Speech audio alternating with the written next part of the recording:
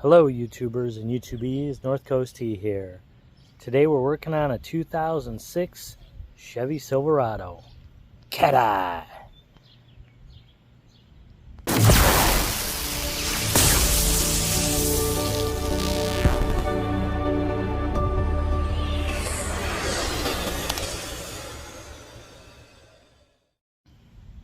More specifically, installing a new headlight switch.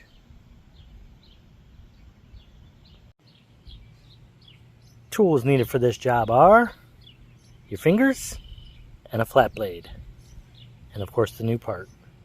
It's not a tool at all, but you're going to need one. You can get on eBay, the GM parts store, or Amazon, or wherever you get your GM parts from. The problem we're dealing with today is you turn the lights on and nothing happens. So I can cover the automatic sensor up there, and then the lights come on. So I do know that they're operational, but they will not turn on with the switch. And sometimes if you wiggle it, or sometimes I turn it off and then back on, and then they'll come on. But for the most part, it's very inconsistent. Okay, let's get started. So you don't really need a pry tool. You have to pull off this bezel.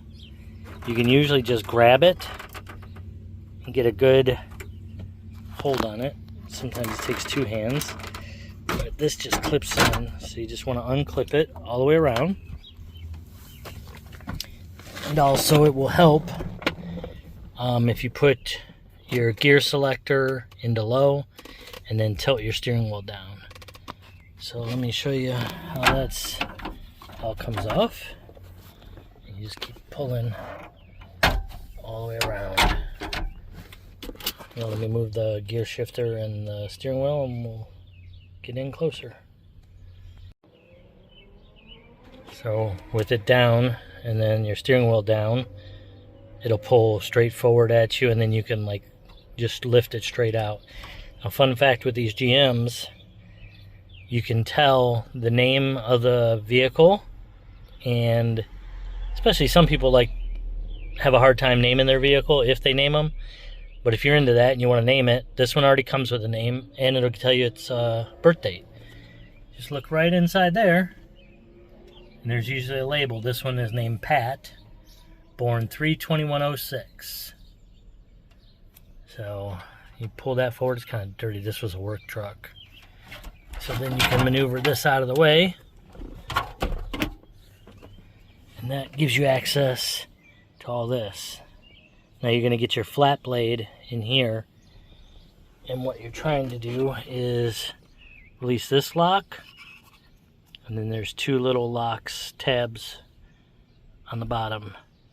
So you'll use your screwdriver or your fingernails, whatever, and disconnect those, and then you'll have one plug on the back. So let me get in there.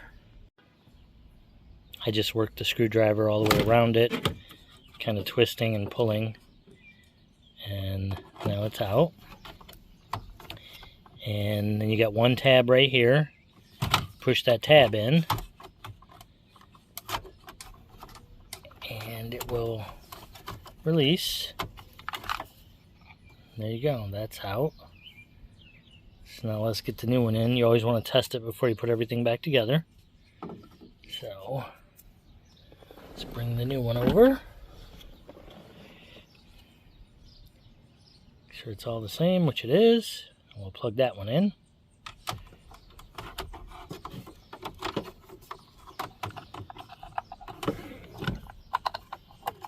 Also really hard to do with one hand. Not hard, just more difficult than it needs to be. You listen for that little click. It's in. So before you exit, you want to put your car back in park. And let's test.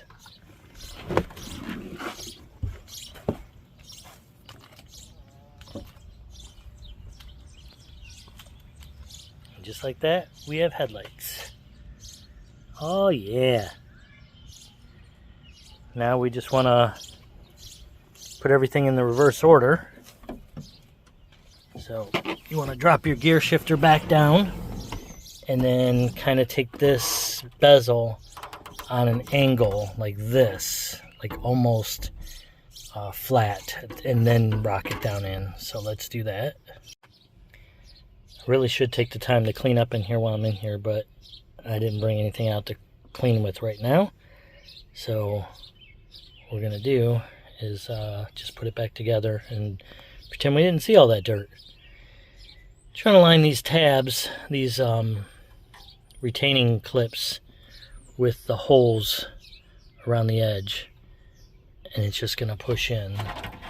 So you want to just get it over your column and shifter first, and then you also have these alignment pins, kind of long, that go into holes as well. There's a couple of those.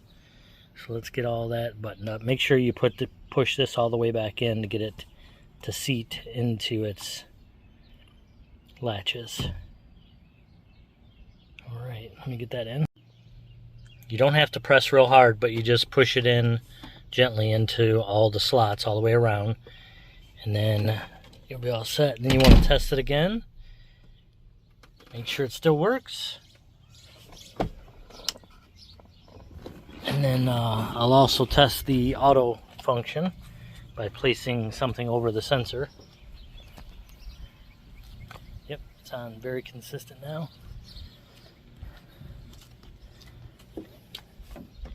So I'll turn it back to the off position, or auto.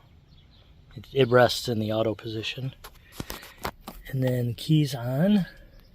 And then we'll cover up that sensor, and it has to stay covered for about 10 to 15 seconds, and we'll see if the headlights come on. And I don't know if you can see the reflection on that other car, they just came on.